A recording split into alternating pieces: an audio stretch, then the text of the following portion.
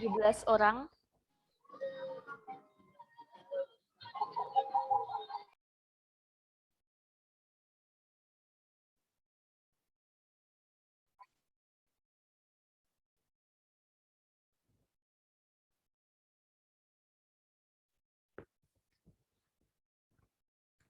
Baiklah anak-anak, kita mulai saja ya.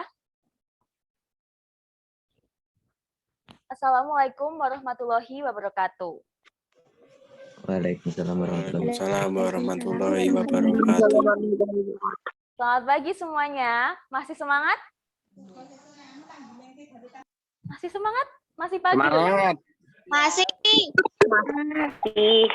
Jelas semangat. Nah, bagaimana kabar kalian hari ini? Sehat ya? Alhamdulillah baik, sehat. Alhamdulillah. Rodo. Waduh. Didit. Oke, baiklah. Nah, sebelum kita memulai pembelajaran bahasa Indonesia pada pagi hari ini, silahkan dipersiapkan terlebih dahulu alat tulis ataupun buku-bukunya. Sehingga nanti ketika pembelajaran kita mulai, nanti kalian ketika mau mencatat, mudah, tidak usah harus mencari ke sana kemari, langsung ada alat tulisnya, bisa dicatat. Silakan dipersiapkan dulu. Bentar.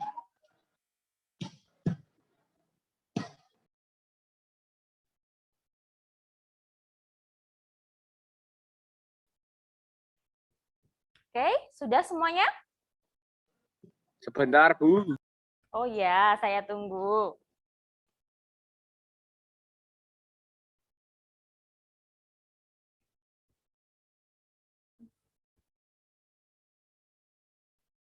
Sudah. Ya, baiklah. Kita akan memulai pembelajaran bahasa Indonesia pada pagi siang hari ini. Kita awali dengan berdoa terlebih dahulu. Berdoa menurut agama dan kepercayaan kita masing-masing. Berdoa disilakan. Bismillahirrahmanirrahim. Cukup.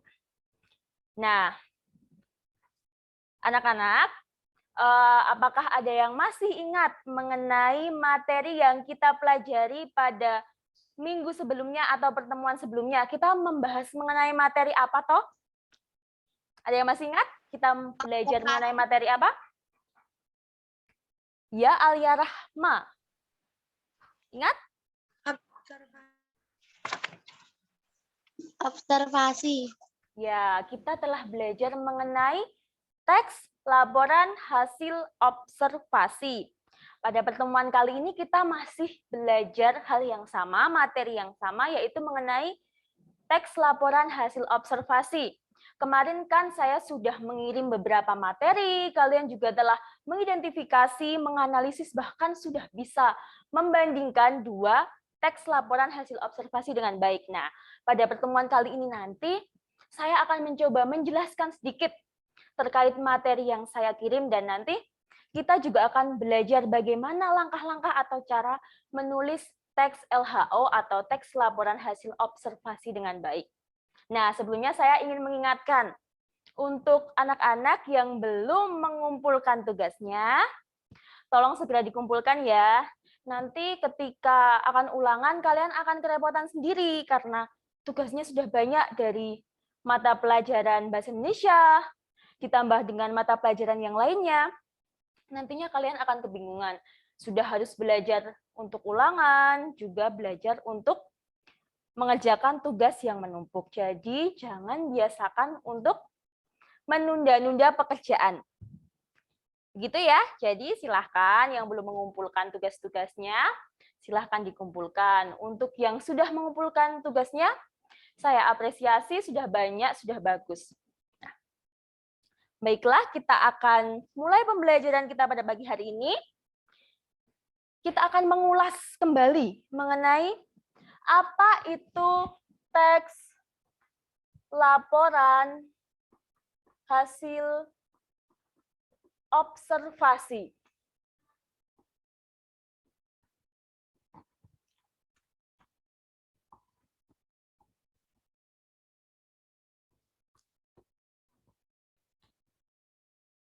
Apa itu laporan hasil observasi? Adakah yang masih ingat mengenai apa toh itu laporan hasil observasi? Ada yang mau menjawab? Belum ada ya? Nah, seperti materi yang sudah saya kirimkan, laporan hasil observasi ini merupakan teks atau tulisan yang berisi mengenai informasi berupa fakta-fakta yang didapat dari hasil pengamatan, penelitian, ataupun observasi mengenai suatu objek tertentu. Jadi, laporan hasil observasi ini merupakan tulisan faktual atau imajinasi. Nah, teks laporan hasil observasi ini merupakan teks faktual karena teksnya ini ditulis berdasarkan dengan pengamatan langsung, dengan observasi terlebih dahulu, dengan penelitian terlebih dahulu mengenai objek yang akan ditulis. Tidak bisa dikarang bebas seperti menulis puisi, cerpen, itu menggunakan imajinasi kalian, sesuai dengan imajinasi kalian. Tetapi untuk teks laporan hasil observasi atau LHO ini harus melalui pengamatan terlebih dahulu. Jadi, hasil pengamatan yang dilakukan akan ditulis dan dikembangkan menjadi bentuk karangan atau paragraf begitu. Nah, kemudian kita akan mengulas kembali mengenai apa yang kita pelajari pada minggu lalu, yaitu struktur dan kebahasaan teks laporan hasil observasi.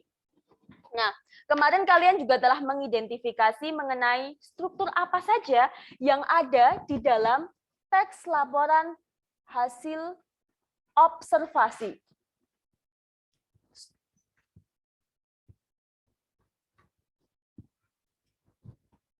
Adakah yang masih ingat apa saja struktur teks laporan hasil observasi?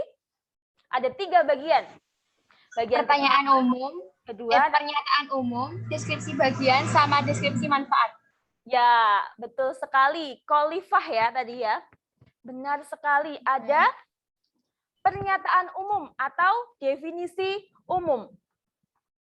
Ada pernyataan umum atau definisi umum. Kemudian ada juga deskripsi bagian. Ada deskripsi bagian.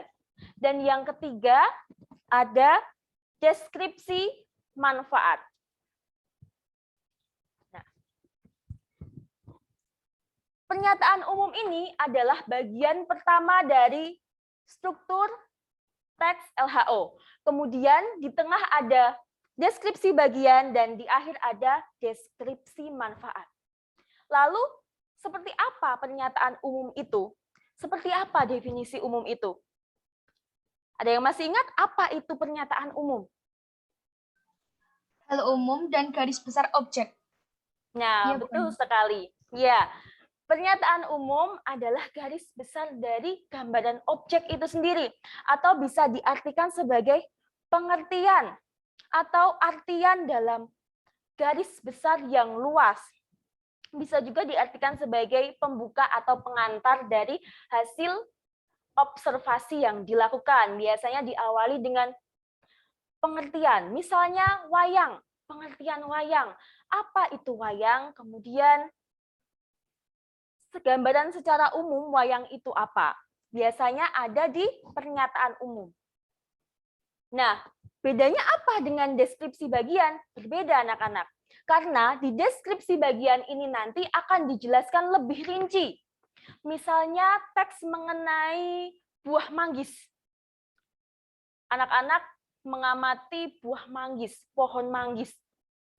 Nah, di dalam pernyataan umum nanti akan dijelaskan buah manggis adalah salah satu buah khas yang berasal dari Indonesia. Nah, itu masuk ke dalam pernyataan umum. Kemudian untuk deskripsi bagiannya akan menjelaskan lebih detail lagi mengenai gambaran buah manggis ini atau objek yang diteliti ini. Seperti buah manggis berbentuk bulat dengan warna kulitnya yang ungu kehitam-hitaman dan daging buahnya berwarna putih. Nah, gambaran secara rinci ini terletak di deskripsi bagian. Jadi berbeda pernyataan umum dengan deskripsi bagian. Pernyataan umum secara garis besar, deskripsi bagian secara lebih rinci. Kemudian bagaimana dengan deskripsi manfaat ini? deskripsi manfaat ini menjelaskan mengenai manfaat dari objek yang kalian amati. Misalnya tadi buah manggis. Buah manggis bermanfaat untuk kesehatan, terutama untuk kesehatan kulit, untuk kesehatan wanita. Nah, di situ dijelaskan manfaat dari buah manggis. Nah, manfaat-manfaat dari objek itu berarti masuk ke dalam struktur deskripsi manfaat. Pernyataan umum adalah bagian pertama. Deskripsi bagian adalah bagian struktur yang kedua. Dan deskripsi manfaat masuk ke dalam bagian struktur yang ketiga. Dari penugasan yang telah anak-anak kumpulkan, ternyata sudah pada pinter-pinter semua untuk mengidentifikasi mana bagian pernyataan umum, deskripsi bagian, dan juga deskripsi manfaatnya. Nah, selanjutnya kita akan belajar mengenai kebahasaannya. Teks laporan hasil observasi itu seperti apa? Tetapi jika ada yang ingin bertanya terlebih dahulu mengenai struktur LHO ini, saya silakan. Ada yang mau bertanya? Tidak ada. Oke, belum ada ya? Belum ada yang ingin bertanya ya? Nah, kemudian saya beri tambahan. Apakah ketiga struktur, ketiga bagian ini bisa dibolak-balik, Bu? Apakah pernyataan umum ini bisa diletakkan di tengah atau di akhir? Apakah deskripsi manfaat bisa diletakkan di awal? Pernyataan umum yang di akhir? Bisa tidak? Jawabannya tidak bisa. Kenapa demikian? Karena struktur ini merupakan satu kesatuan. Seperti halnya ketika ada struktur di dalam kelas. Ada Bapak Ibu Wali kelas, kemudian ada ketua, ada sekretaris dan bendahara, baru anggota atau teman-teman kelas yang lain. Sama halnya seperti ini, tidak bisa dibolak-balik jadi anggota dulu, sekretaris bendahara, baru ketua, baru yang di akhir Bapak Ibu Wali kelas, tidak bisa. Sama halnya struktur teks laporan hasil observasi. Pernyataan umum, deskripsi bagian, deskripsi manfaat itu mutlak, tidak bisa diubah-ubah posisinya. Bagiannya diacak-acak, tidak bisa. Lalu jika ada pertanyaan, apakah teks laporan hasil observasi bisa, Bu? Tidak ada deskripsi manfaatnya. Ada yang bisa menjawab? Jika suatu teks laporan hasil observasi hanya terdiri dari pernyataan umum dan deskripsi bagian saja, berarti teks tersebut bukan merupakan teks laporan hasil observasi yang utuh, yang lengkap, dan bukan merupakan teks laporan hasil observasi yang baik. Begitu ya? Kita akan melanjutkan ke bagian kebahasaan teks laporan hasil observasi. Setelah mengetahui strukturnya, kita akan masuk ke kebahasaannya. Di dalam penugasan yang saya berikan, ternyata masih banyak yang ragu-ragu, bahkan masih banyak yang bingung mengenai kebahasaan teks laporan hasil observasi.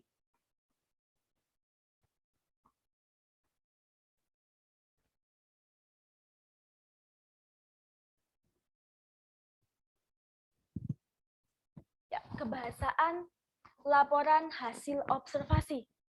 Ada apa saja kebahasaan laporan hasil observasi? Ada yang masih ingat? Ada yang bersedia menjawab? Apa saja ya kebahasaannya? Belum ada ya? Nah, jadi kebahasaan teks laporan hasil observasi itu ada 4. Apa saja? Yang pertama, ada serta farsa verbal dan nomina. ya, Terus Observasi. ya betul. Terus kalimat definisi dan kalimat deskripsi, sama kalimat simpleks dan kalimat kompleks. oke, benar sekali. Kalimat definisi dan deskripsi. Kemudian ada kalimat Simpleks dan kompleks. Simpleks dan kompleks.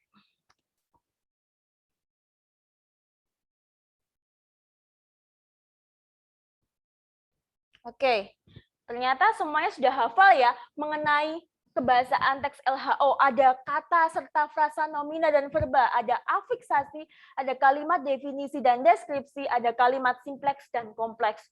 Tapi bagaimana aplikasi atau bagaimana penerapannya dalam teks itu?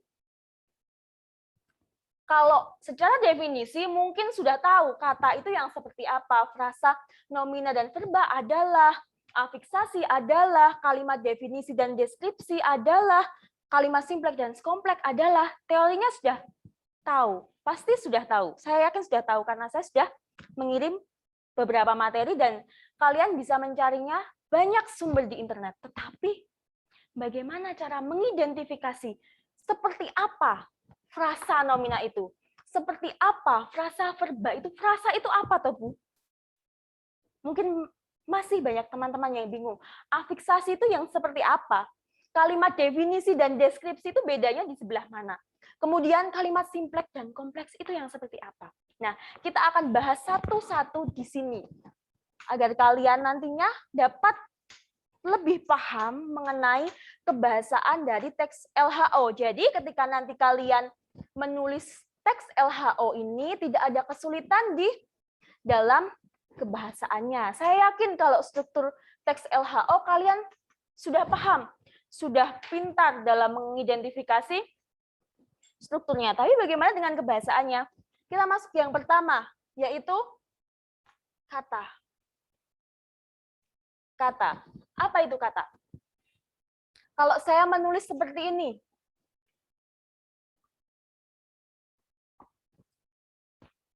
terlihat mandi. Itu kata atau bukan? Iya. Kata ya. Berapa kata? Satu. Satu kata. Kalau saya menulis sedang mandi.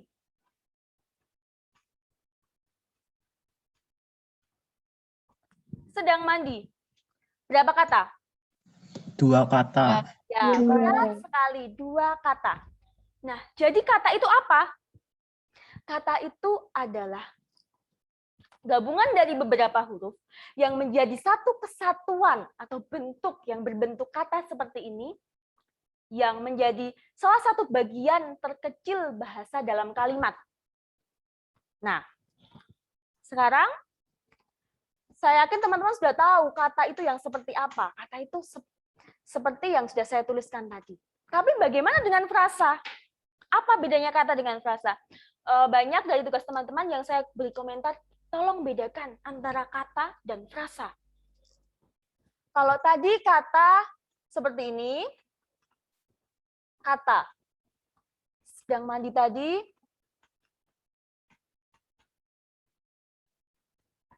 dua kata. Ini satu kata. Kalau frasa itu memiliki 2 ciri-ciri utama. Ciri pertama adalah gabungan dari 2 kata atau lebih. Jadi tidak terdiri dari 1 kata saja. Terdiri dari 2 kata atau lebih yang menempati satu fungsi di dalam kalimat. Nah, apa itu? Untuk definisinya mungkin apa toh itu tuh bisa dihafal. Tetapi bagaimana cara identifikasinya? Kita masuk ke dalam pengertian frasa. Apa itu frasa? Saya punya contoh lagi. Di sini terlihat tidak ya? Oh ya, saya hapus saja.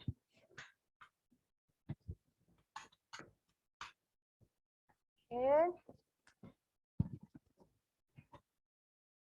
Frasa. Saya punya contoh. Nah, contohnya satu kalimat. Semua siswa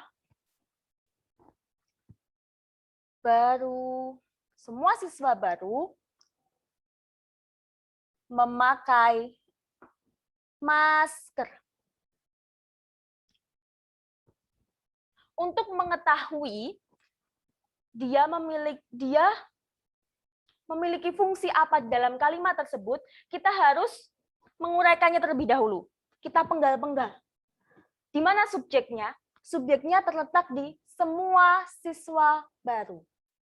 Ini merupakan subjek dari kalimat ini. Semua siswa baru memakai masker. Subjeknya semua siswa baru. Kemudian predikatnya memakai.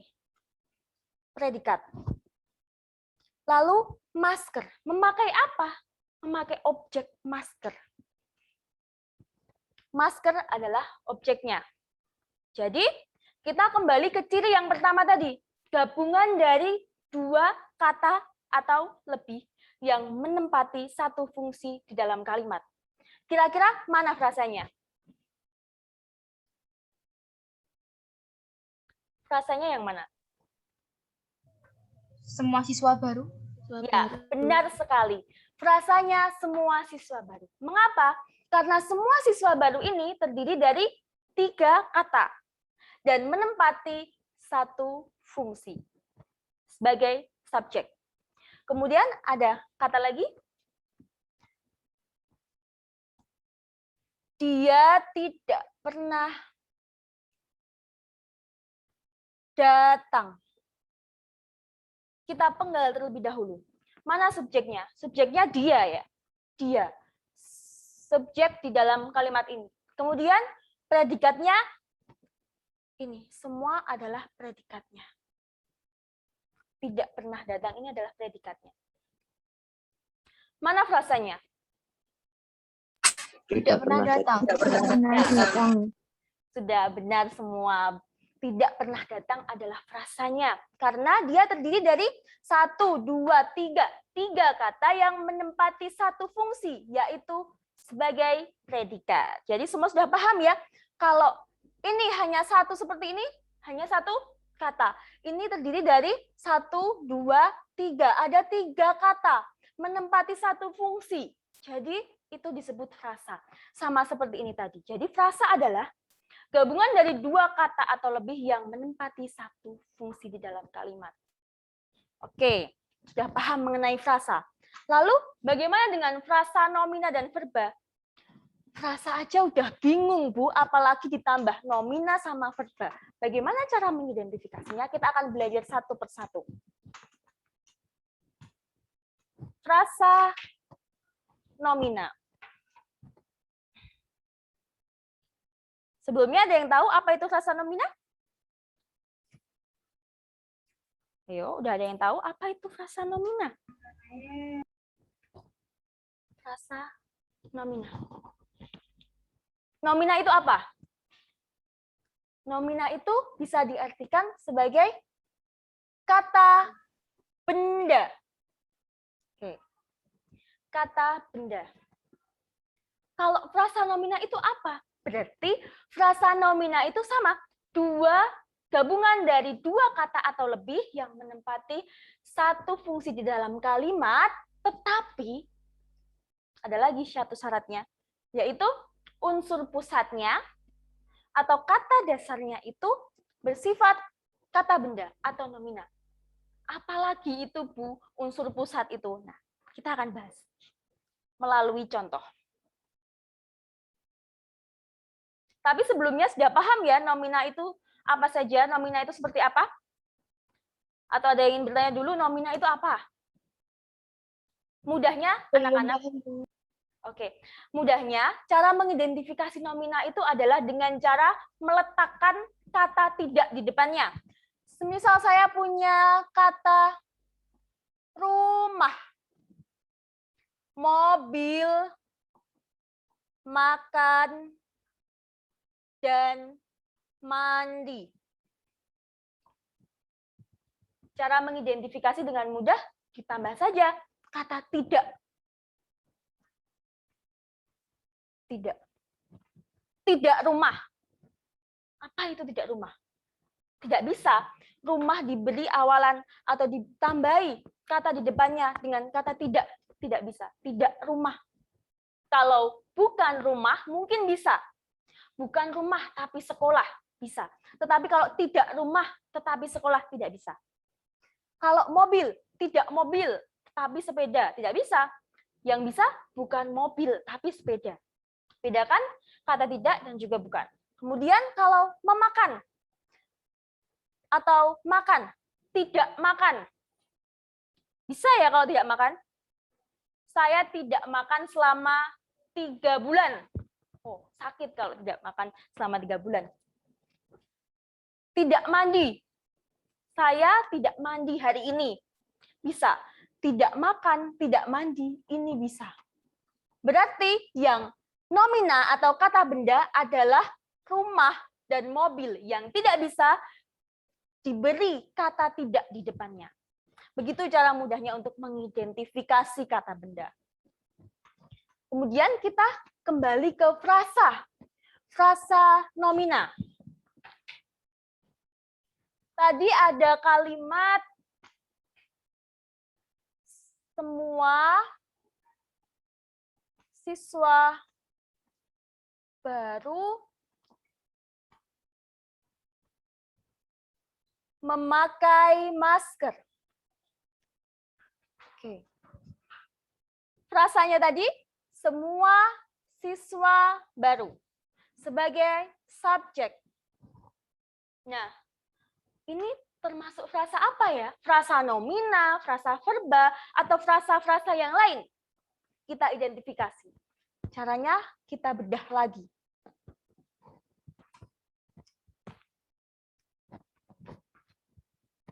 Semua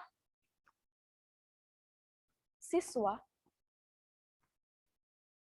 baru.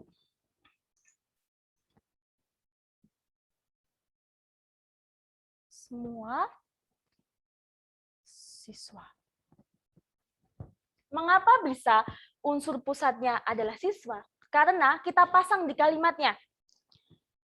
Dari mulai kata semua. Semua memakai masker.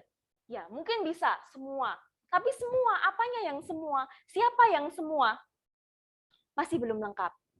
Baru memakai masker. Masih belum jelas juga. Tetapi jika siswa saja, barunya tidak ada.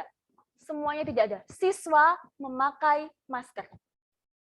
Baru jelas siapa yang memakai. Subjeknya ini, predikatnya ini, objeknya ini baru jelas. Kalau tadi semua memakai masker, belum jelas. Baru memakai masker. Apa yang baru memakai masker? Belum jelas juga. Jadi, semua siswa baru masuk ke dalam frasa nomina atau frasa kata benda. Karena unsur pusat atau kata yang mendasari frasa ini, frasa semua siswa baru ini, bersifat nomina atau kata benda. Kita buktikan. Siswa. Bisakah ditambahi dengan kata tidak?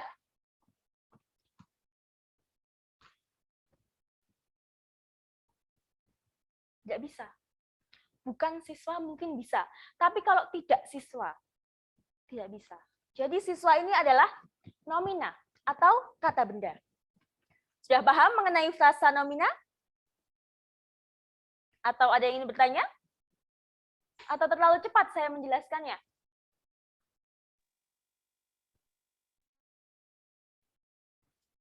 Bisa kita lanjutkan ya? Jadi frasa nomina adalah gabungan dari dua kata atau lebih yang masih harus menempati satu fungsi di dalam kalimat dan unsur pusatnya atau kata yang mendasari frasa itu harus bersifat nomina. Namanya saja frasa nomina. Jadi unsur pusatnya harus nomina. Kemudian bagaimana dengan frasa verba? Frasa verba sebenarnya hampir sama dengan frasa nomina. Tetapi bukan berarti frasa nomina sama dengan frasa verba. Maksud saya, frasanya yang sama, tetapi unsur pusatnya berbeda. Frasa verba, unsur pusatnya bersifat verba. Atau verba ini apa sih? Ada yang tahu verba itu apa? Kata kerja. Ya, benar. Verba adalah kata kerja.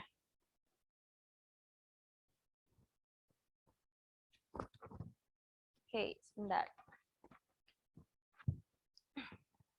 Kalau kalian sudah tahu mengenai apa itu verba, verba adalah kata kerja, Bu. Kemudian frasa verba itu apa? Frasa verba itu yang bagaimana? Kembali ke definisi dari frasa tadi. Gabungan dua kata atau lebih yang menempati satu fungsi di dalam kalimat yang unsur pusatnya bersifat verba atau kata kerja. Kita masuk ke contoh. Ada contoh tadi, seperti kalimat yang awal tadi. Dia belum pernah datang. Kita bedah lagi. Subjeknya mana? Dia. Dia adalah subjek di dalam kalimat ini. Belum pernah datang adalah predikatnya. Subjek ini melakukan apa sih? Dia belum pernah datang. Berarti predikatnya adalah belum pernah datang. Kemudian frasanya tadi ditemukan, frasanya adalah belum pernah datang. Ini adalah frasanya, Bu. Kenapa? Karena terdiri dari 3 kata, merupakan gabungan kata yang mempunyai atau hanya masuk ke dalam satu fungsi di dalam kalimat, yaitu predikat. Nah, ini frasa apa tapi? Ini benar disebut frasa, tapi frasa nomina, frasa verba, frasa yang lainnya belum tahu. Kita identifikasi. Sama seperti tadi, kita bedah satu persatu.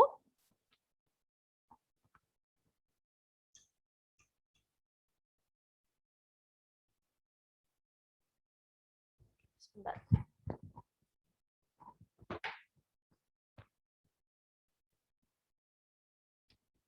Belum pernah datang. Di mana ya unsur pusatnya? Coba kita masukkan satu-satu di kalimatnya. Ada yang tahu? Ada yang bisa menjawab? Aziz, silahkan. Datang. Ya, benar sekali, tepat. Jawabannya adalah datang. Unsur pusatnya, UP-nya, unsur pusatnya adalah datang. Ketika kita masukkan dia belum, ya belum apa? Tidak terjawab. Dia pernah apa? Tidak terjawab juga. Dia datang, mungkin bisa terjadi. Dia datang, memungkinkan. Tetapi di sini konteks kalimatnya dia belum pernah datang. Ada frasa kerja atau frasa verba belum pernah datang dengan unsur pusat datang. Unsur pusatnya apa? Datang ini termasuk ke dalam jenis kata apa? Kata kerja. Bisa dilihat di KBBI, mungkin anak-anak kalau mau melihat yang mana kata verba, yang mana kata nomina, itu silakan bisa dilihat di KBBI. Ada sekarang di aplikasinya, online bisa dilihat di situ. Jadi, frasa verba itu apa? Frasa verba adalah gabungan dari 2 kata atau lebih yang menempati satu fungsi di dalam kalimat, tadi sebagai predikat, yang unsur pusatnya merupakan verba atau kata kerja. Biasanya, frasa verba ini dia menempati predikat. Verba atau frasa verba biasanya menempati predikat karena dia kata kerja. Jadi biasanya predikat itu tidak semua, tapi kebanyakan kata kerja ini masuk ke dalam predikat. Begitu. Apakah ada yang ingin bertanya mengenai frasa verba? Frasanya sama, tetapi unsur pusatnya berbeda antara frasa verba dan juga frasa nomina. Jadi kalau kalian mau mengidentifikasi mana frasa verba, mana frasa nomina, kalian harus tahu terlebih dahulu nomina itu apa, verba itu apa. Sudah paham mengenai kata serta frasa nomina dan frasa verba? Atau ada yang ingin bertanya? Apa kita lanjutkan? Saya rasa sudah cukup paham ya, nanti jika masih ada diskusi bisa dilanjutkan di WA Group. Kemudian kita masuk ke kebahasaan yang kedua, yaitu afiksasi. Oke. Apa itu afiksasi? Ada yang tahu? Imbuhan. Imbuhan. Ya, benar. Imbuhan. Afiksasi adalah proses pengimbuhan. Apanya yang diimbuhi? Apanya yang diberi imbuhan, Bu? Nah, kita lihat. Afiksasi disebut juga sebagai proses pengimbuhan. Misal ada kata komunikasi. Diberi imbuhan ber. Jadi berkomunikasi.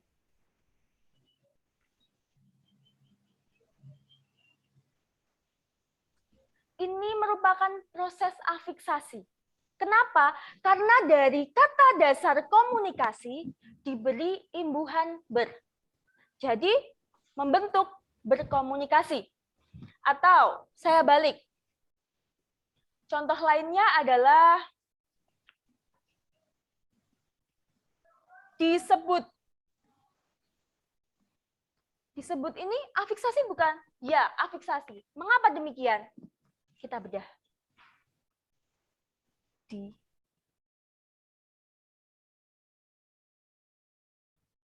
Sebut ini adalah kata dasar dari kata disebut. Sebut ditambah imbuhan di menjadi disebut. Berarti dia mengalami proses afiksasi. Sebenarnya afiksasi ini di dalam teks laporan hasil observasi sangat banyak, teman-teman. Tetapi kalian tidak mungkin jika saya meminta kalian untuk mengidentifikasi. Tolong identifikasi semua afiksasi yang ada di teks laporan hasil observasi. Tidak mungkin kalian menulis satu persatu afiksasi yang ada di situ. Jadi ketika saya meminta kalian untuk mengidentifikasi, berikan contohnya saja, sampelnya saja. Contohnya ya jangan cuma satu. Kan kalian bisa menemukan banyak, tidak hanya satu. Jadi bisa 3, bisa 4, bisa 5. Mungkin bisa setiap paragraf diambil. Oh ini ada paragraf 1, ada afiksasi ini. Paragraf 2 ada afiksasi ini, silahkan. Banyak sekali jika kalian mau membaca, mau lebih teliti lagi, banyak kalian bisa menjumpai proses afiksasi itu. Nah, kemudian kita mau belajar mengenai afiksasi. Ternyata ada 3 jenis. Yang pertama, afiksasi, proses afiksasi di awal, di akhir, dan awal dan akhir. Oke. Yang di awal disebut dengan prefiks. Prefiks. Di akhir disebut dengan sufiks. Dan awal dan akhir disebut dengan konfiks. Contohnya sekarang, langsung ke contoh.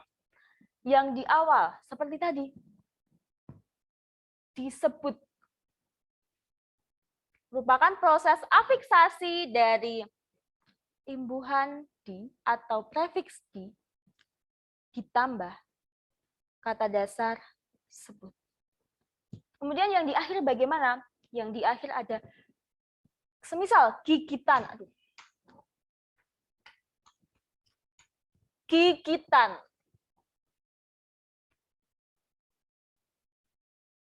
Proses afiksasinya dari kata dasar gigit diberi imbuhan an.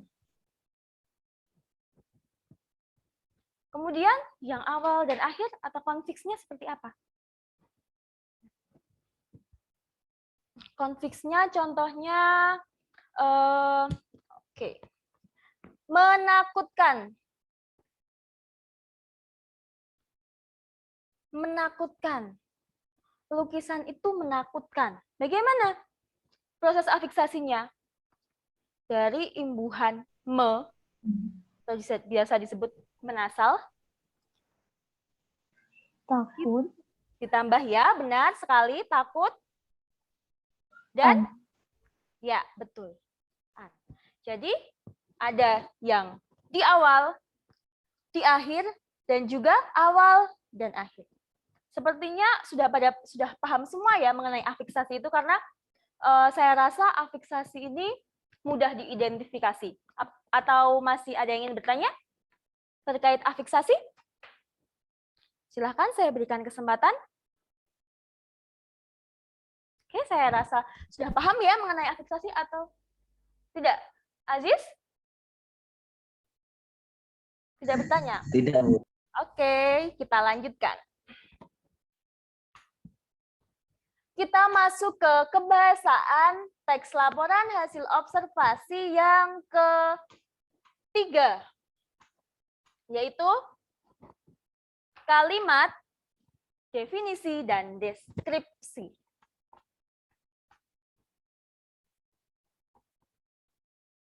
Kalimat, definisi,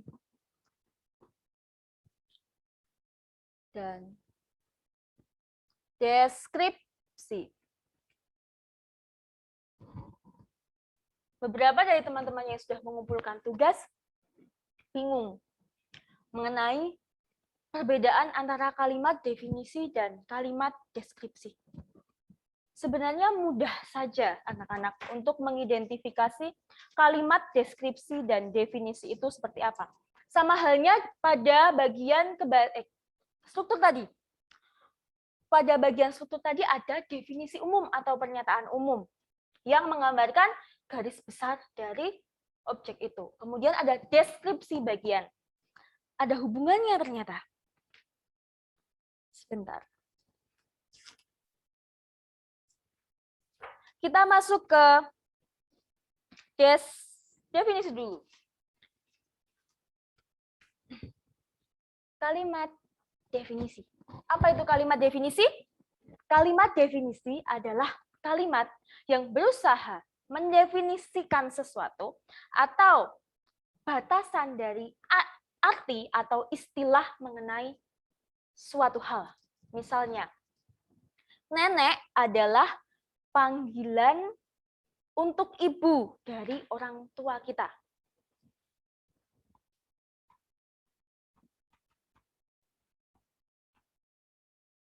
Biasanya diidentifikasi dengan adanya kata adalah atau merupakan. Dua kata ini biasanya sering sekali digunakan untuk mendefinisikan suatu hal. Seperti tadi, nenek adalah panggilan untuk ibu dari orang tua kita. Merupakan definisi dari nenek. Nenek itu apa toh? Kemudian definisi dari buah manggis tadi seperti yang kita bicarakan di awal. Manggis itu apa? Manggis nama desa kah? Manggis nama perumahan atau apa? Kan kita tidak tahu. Jadi definisikan di sini. Definisi manggis adalah manggis merupakan buah khas Indonesia yang berasal dari Kepulauan Nusantara. Misalnya seperti itu. Kemudian kita langsung ke bedanya saja dengan kalimat deskripsi. Kalau kalimat deskripsi seperti apa? Sebenarnya sama halnya dengan ketika di bagian struktur tadi. Kalimat deskripsi. Oh, oke. Kalimat deskripsi. Kita lihat. Kalimat deskripsi ini bedanya apa dengan definisi?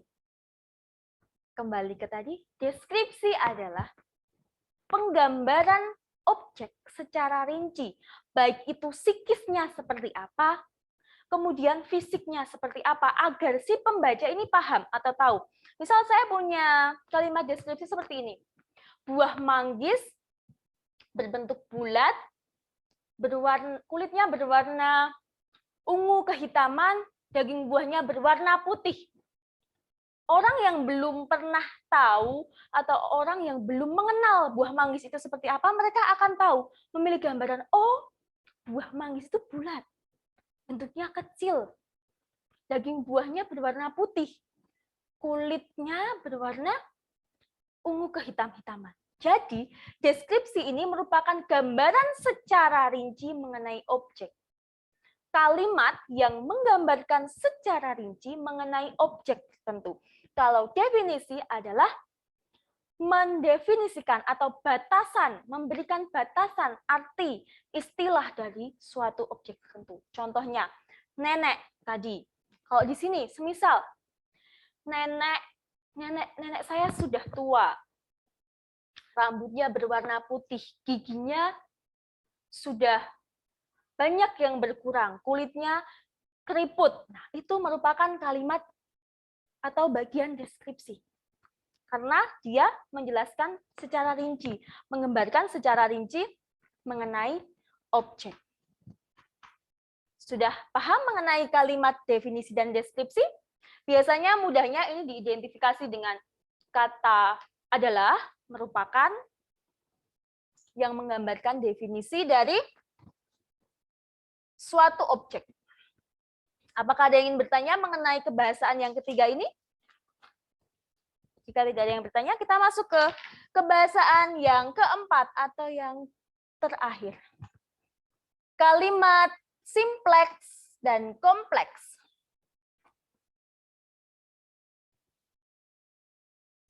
Simpleks dan kompleks. Apa itu simpleks? Apa itu kompleks? Kita masuk ke satu-satu dulu. Simpleks. Kalimat simpleks. Sebelumnya ada yang tahu apa itu kalimat simpleks? Ayo, apa? Apa Kalimat tunggal. Kalimat tunggal. Ya, benar sekali. Kalimat tunggal. Simpleks. Disebut juga kalimat tunggal.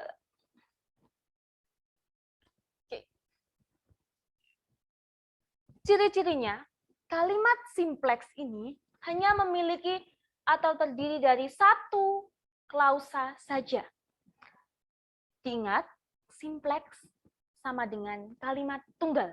Tunggal itu satu dan terdiri dari satu klausa saja. Misal saya punya kalimat seperti ini. Ibu memasak ikan di dapur. Kita cari subjeknya dulu. Subjeknya ibu. Memasak predikat. Ikan objek. Di dapur adalah keterangan tempat. Ini merupakan satu kalimat tunggal atau kalimat simpleks yang terdiri dari satu klausa. Bisa disebut juga ibu memasak ikan di dapur. Ini merupakan satu klausa. Klausa masuk ke dalam kalimat, tetapi kalimat tidak masuk ke dalam klausa. Perbedaannya di mana, Bu? Nah, di sini perbedaannya.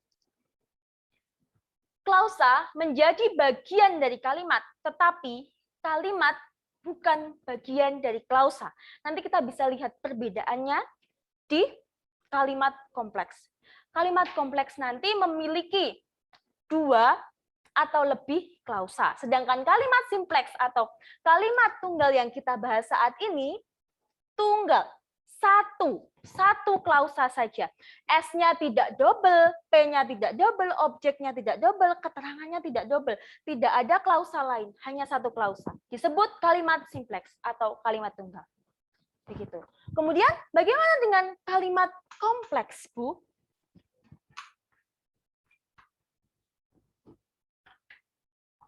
Kalimat kompleks. Kalimat kompleks sama dengan kalimat majemuk. Kalimat majemuk itu yang seperti apa? Kalimat majemuk adalah kalimat yang memiliki dua atau lebih klausa. Contohnya, oh ya, sebentar. Kalimat kompleks ini terdiri dari dua bagian, yaitu setara dan bertingkat. Kita masuk ke kompleks setara. Setara itu yang seperti apa? Yang hubungan klausanya itu sama. Tidak ada tingkatannya. Kalau yang bertingkat nanti ada klausa atas dan klausa bawah. Atau bisa disebut sebagai kalimat utama dan kalimat di bawahnya yang berusaha menjelaskan kalimat utama. Kita beri contoh. Seperti tadi, ibu memasak nasi dan ikan di dapur. Perhatikan konjungsi dan. Salah satu dari ciri-ciri kalimat kompleks setara ini adalah adanya konjungsi koordinatif. Apa saja konjungsi koordinatif itu? Konjungsi koordinatif itu ada dan, tetapi, atau merupakan contoh dari konjungsi koordinatif. Nah, kita bedah, kalau dibedah satu-satu akan menjadi seperti ini. Ibu memasak nasi di dapur. Dan ibu memasak ikan di dapur.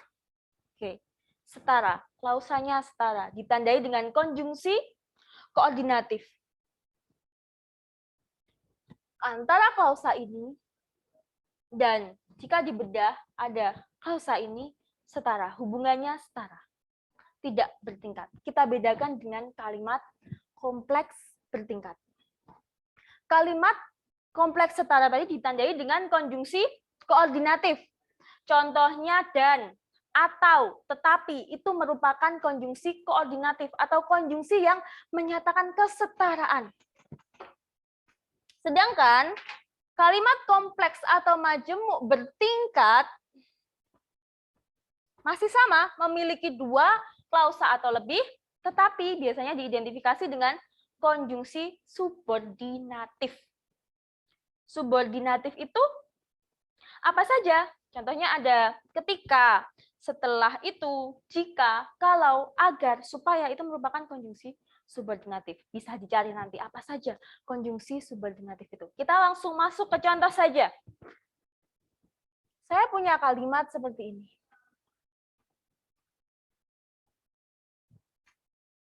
Ketika rumah itu terbakar,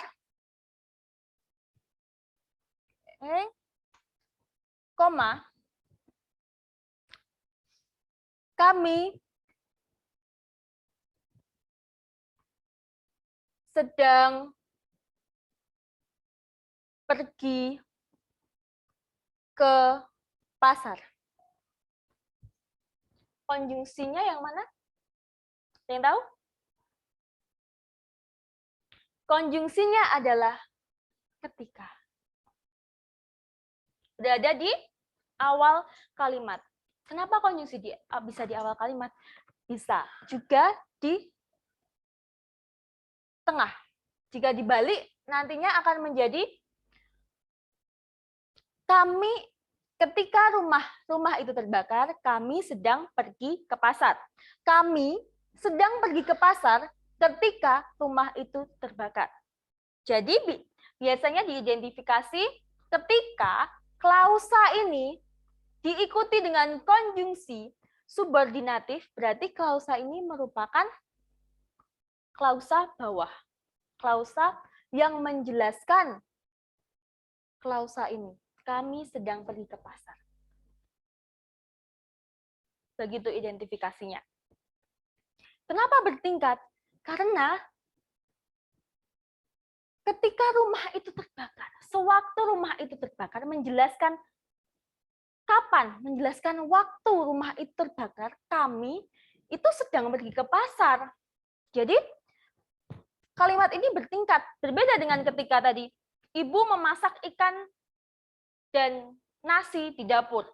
Kita bedah menjadi ibu memasak ikan di dapur, ibu memasak nasi di dapur. Klausanya setara, tetapi kalau ini klausanya tidak setara. Begitu ya. Nanti bisa dipelajari lagi. Konjungsi subordinatif itu seperti apa, konjungsi koordinatif itu seperti apa. Apakah ada yang ingin bertanya mengenai kalimat simpleks dan kalimat kompleks?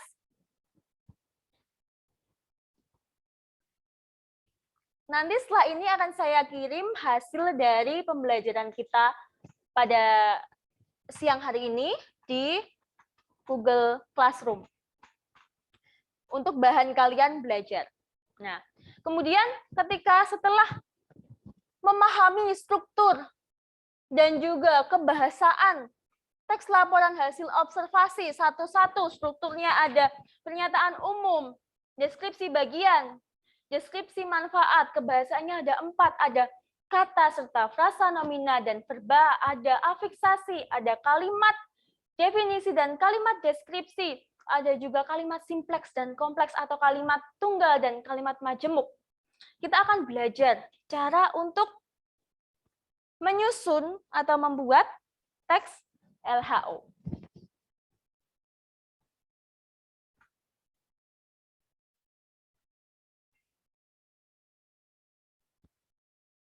Seperti yang telah kita bahas di awal tadi, LHO ini terbentuk dari kegiatan pengamatan atau kegiatan penelitian yang dijadikan menjadi suatu teks.